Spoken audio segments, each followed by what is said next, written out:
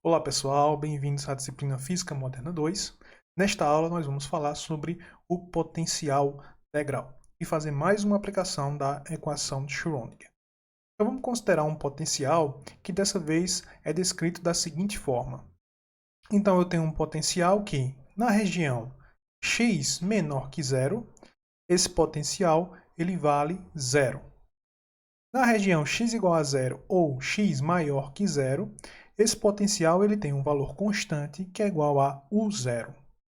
Então, aqui na região para x menor que zero, eu tenho um potencial que vale zero. Lembrando que esse potencial ele não depende do tempo, depende apenas da coordenada x.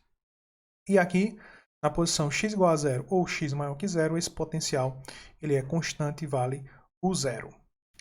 Digamos ainda que eu tenho duas situações possíveis. Uma situação onde eu tenho uma partícula que vem aqui viajando da esquerda para a direita até encontrar essa barreira de potencial, e essa partícula tem uma energia menor que a energia aqui da altura da barreira, tá? Então a energia da partícula é menor que a barreira, né? O zero. E eu tenho outra situação onde a energia da partícula é maior do que a altura da barreira.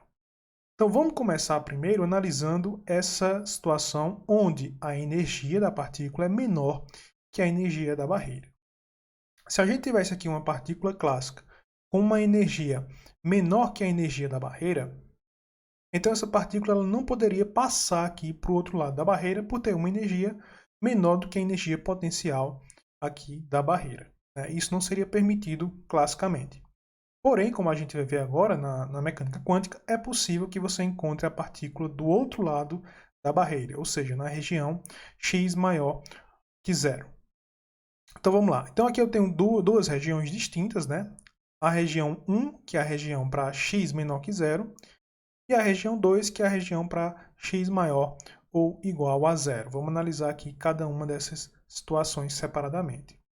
Então eu tenho que resolver aqui a equação de Schrödinger. Então aqui eu dei uma organizada na equação de Schrödinger, ela ficou com essa cara aqui, ok? Então eu isolei aqui a função psi de x, então psi de x está multiplicando esse termo aqui. E aqui desse lado eu tenho a segunda derivada de psi de x. Então vamos lá, vamos analisar primeiro o primeiro caso, energia menor que zero, e a primeira região, que é a região para onde a energia de potencial U é igual a zero. Então, se a energia de potencial U é igual a zero, a equação de Schrödinger fica escrita dessa maneira aqui, né? D2π dx2 igual a menos 2m vezes E sobre h cortado ao quadrado multiplicado por π de x. Essa equação aqui é idêntica a uma equação que a gente já viu qual é a solução. E a solução desse tipo de equação é uma solução ondulatória desse tipo. Então eu tenho que psi na região 1 vai ser igual a multiplicado por E elevado a ikx, mais B multiplicado por E elevado a menos ikx, onde k ao quadrado, no caso, é igual a 2m vezes E, dividido por h cortado ao quadrado. O que é que significa, então, essa solução? Como nós já vimos, isso aqui representa a solução para uma partícula livre, tá? Só que no caso aqui a gente tem a soma de duas soluções possíveis, essa solução e essa solução aqui. Então, essa solução combinada representa uma partícula livre que é refletida na posição x igual a zero. Ou seja, esse primeiro termo que está sendo multiplicado aqui, que é A multiplicado por E elevado a ikx, isso representa uma onda que viaja, uma partícula livre, né, no caso, que viaja da esquerda para a direita. Okay? Só que na região aqui, onde x é igual a zero, essa partícula ela pode ser refletida. E aí, se ela for refletida, ela vai viajar da direita para a esquerda, que é, no caso, essa segunda solução. Então, essas duas soluções são possíveis para a partícula na região 1, portanto, a combinação linear dela também é uma solução possível. E agora na região 2. Na região 2, o potencial ele é igual a U0. Então, o potencial é U0, a equação de Schrödinger fica dessa forma aqui. E eu tenho que resolver essa equação. Nós também já resolvemos, já vimos qual é a solução, né, desse tipo de equação. E a solução desse tipo de equação é uma solução desse tipo, uma solução exponencial. Tá? Na verdade, eu tenho duas soluções exponenciais, a soma delas também é uma solução dessa equação aqui, nessa forma. Porém, a gente tem que, a função de onda na segunda região, ou em todas as regiões, ela tem que obedecer algumas características específicas, tá? Nesse caso aqui, diferente do caso da primeira região, eu não tenho uma partícula livre. Eu não tenho uma solução, aliás, para uma partícula livre, né? E a solução no caso da partícula livre é uma onda harmônica. Uma das soluções possíveis, a solução mais simples possível. Porém, isso aqui não é uma onda harmônica. Veja que aqui eu tenho C que multiplica E elevado a alfa x, só que alfa é isso aqui. E aqui eu não tenho, por exemplo, no expoente o valor de I. Se eu não tenho no valor de I, eu não posso escrever aqui a partir da relação de Euler algo que seja seno ou cosseno. Então isso aqui não representa uma onda harmônica, tá? Qual é a característica da função de onda dessa partícula na região 2? É que quando x vai a infinito, a probabilidade de você encontrar a partícula deve ir a zero. Ou, em outras palavras, quando quando x torna muito grande, vai a infinito, a probabilidade de encontrar a partícula na região 2, ou a função de onda da partícula na região 2 tem que ir a zero. Só que se a gente pegar esse termo aqui, x indo para infinito, esse termo ele nunca vai a zero. Portanto, a gente pode desconsiderar esse termo e ficar só com essa solução. Então, a função de onda na região 2 vai ser essa função de onda aqui. Porque essa função de onda, essa função de onda que é uma função exponencial, né? Ela vai a zero conforme x vai a infinito. Então, qual seria a representação dessas duas funções, né? Dessas duas funções de onda? Na região 1, a gente tem essa função de onda, que é uma solução harmônica, tá? Descrita por essa função aqui. Enquanto na região 2 a gente tem uma solução exponencial que vai a zero conforme x vai a infinito. Então a gente tem essa solução aqui. Então aqui eu tenho uma onda harmônica que pode representar uma partícula livre. E aqui eu tenho uma função exponencial porque a função de onda ou a probabilidade de encontrar a partícula diminui conforme o valor de x aumenta. Note aqui que isso difere, né, do caso clássico. No caso clássico, o que aconteceria é que a partícula seria apenas refletida, mas não teria como ela atravessar a barreira. Mas aqui, mesmo isso aqui decaindo, né, com x tornando mais grande, isso aqui vai decaindo, mesmo assim isso me diz que ainda existe uma probabilidade de eu encontrar a partícula depois da barreira, tá? Embora essa probabilidade ela vá decaindo exponencialmente. Então nós temos essas duas soluções, só que a função de onda completa, né, aqui em todo o espaço, ela tem que ser contínua. E aí das condições de continuidade, o que a gente tem? Na posição aqui x igual a zero, a função de onda desse lado tem que ser igual à função de onda desse lado. Na posição x igual a zero, elas têm o mesmo valor aqui, ó. Portanto, a função de onda na região 1 para x igual a zero, tem que ser igual à função de onda na região 2 para x igual a zero também. Então, essas funções de onda elas têm que coincidir nesse ponto x igual a zero. Qual é a outra condição de continuidade? É que as derivadas primeiras dessas funções, derivada aqui da função 1 no ponto x igual a zero, tem que ser igual à derivada da função 2 no ponto x igual a zero. Então essas são as duas condições de continuidade para que a gente tenha uma função de onda que seja satisfatória, ou seja, que realmente, de fato, descreva uma partícula quântica. A outra situação, ela acontece para energia maior do que a barreira de potencial.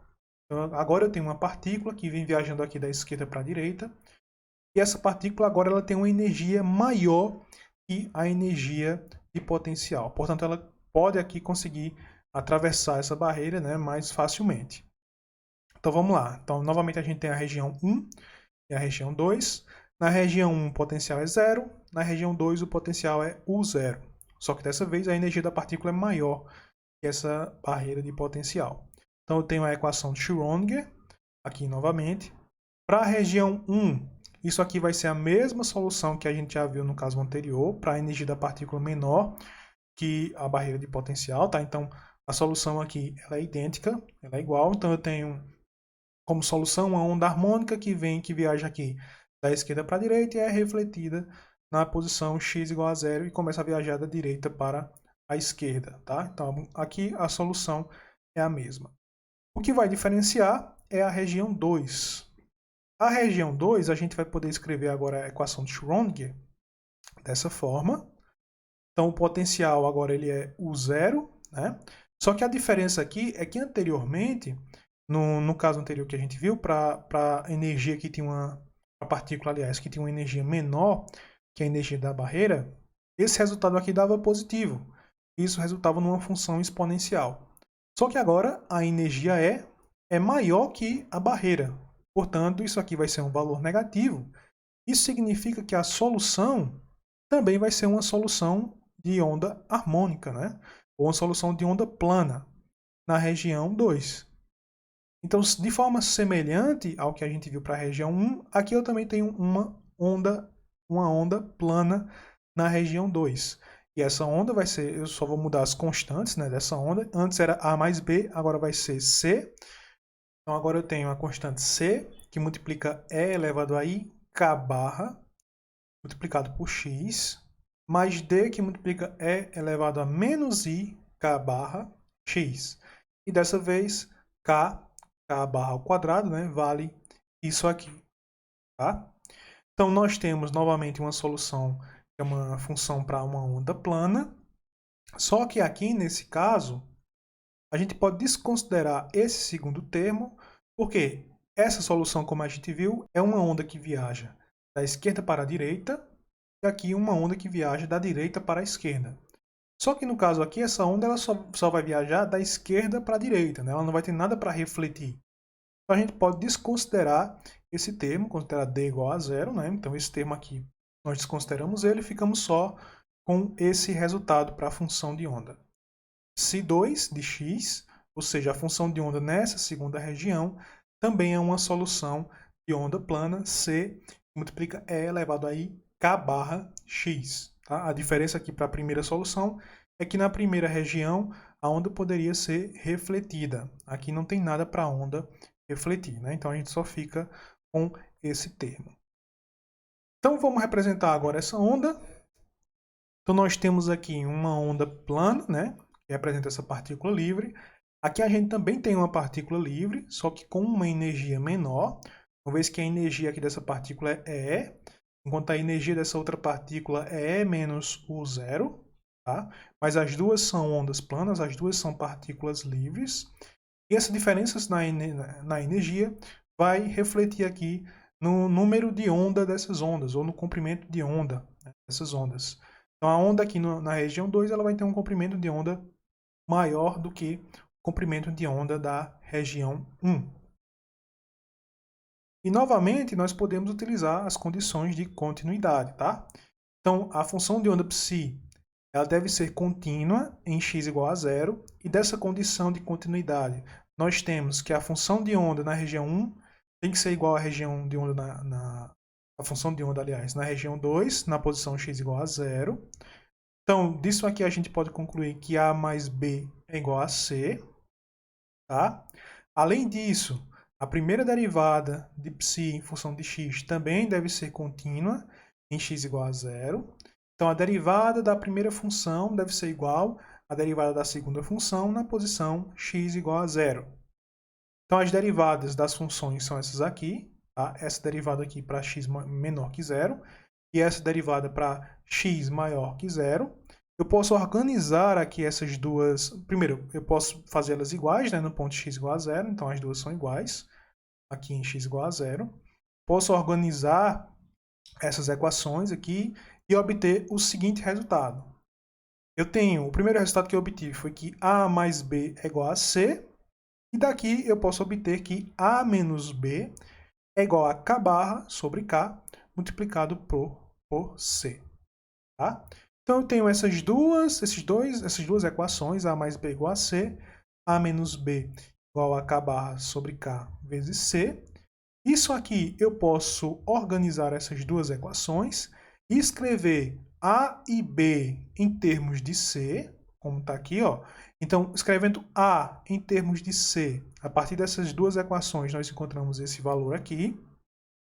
E escrevendo B em termos de C, através dessas duas equações, nós chegamos a esse segundo valor. Então, aqui eu tenho A em função de C, aqui eu tenho B em função de C. Então, através agora dessas duas constantes A e B, eu posso escrever os coeficientes de reflexão e o coeficiente de transmissão para essa onda. Então, como é que serão esses coeficientes? O coeficiente de reflexão, que a gente vai chamar de R, o que é que ele nos diz? Ele nos informa a probabilidade da onda ser refletida quando ela chega na barreira, tá? Então, R, que é a probabilidade da onda ser refletida, definido da seguinte forma. Vai ser π ao quadrado, aqui, né? Π refletida ao quadrado, dividido por π refletida incidente. Isso vai ser igual ao complexo conjugado de B vezes B, dividido pelo complexo conjugado de A vezes A, ou seja, módulo de B quadrado, módulo de A quadrado. Logo, o coeficiente de reflexão, R, vai ser módulo de B dividido por módulo de A elevado ao quadrado. Esse coeficiente ele sempre vai ser menor ou igual a 1, né? Porque a probabilidade da partícula ser refletida não pode ser maior que 100%. Okay? Por isso que sempre vai ser menor ou igual a 100%. E a gente também pode escrever o coeficiente de transmissão. O coeficiente de transmissão nos informa a probabilidade da onda ser transmitida através da barreira, ou seja, a probabilidade da onda conseguir atravessar a barreira. Então, esse coeficiente de transmissão ele vai ser definido dessa forma aqui, ok? Concluindo, o coeficiente de transmissão C vai ser o módulo de C dividido pelo módulo de A, isso elevado ao quadrado, e também é menor ou igual a 1, ou seja, a probabilidade aqui da partícula ser transmitida é menor ou igual a 100%. Tá? Então, note que, escrevendo A em termos de C e B em termos de C, eu consigo descobrir quais são os coeficientes de reflexão e transmissão, sem necessariamente saber os valores de A, B ou C. Além disso, nós temos que levar em consideração que a soma dos coeficientes R e T sempre deve ser igual à unidade. Tá? Então, o coeficiente R somado ao coeficiente T sempre vai ser igual a 1, uma vez que se a partícula não for refletida, ela é transmitida e vice-versa, né? Se ela não é transmitida, é porque ela foi refletida. Por enquanto é só, pessoal, e até a próxima.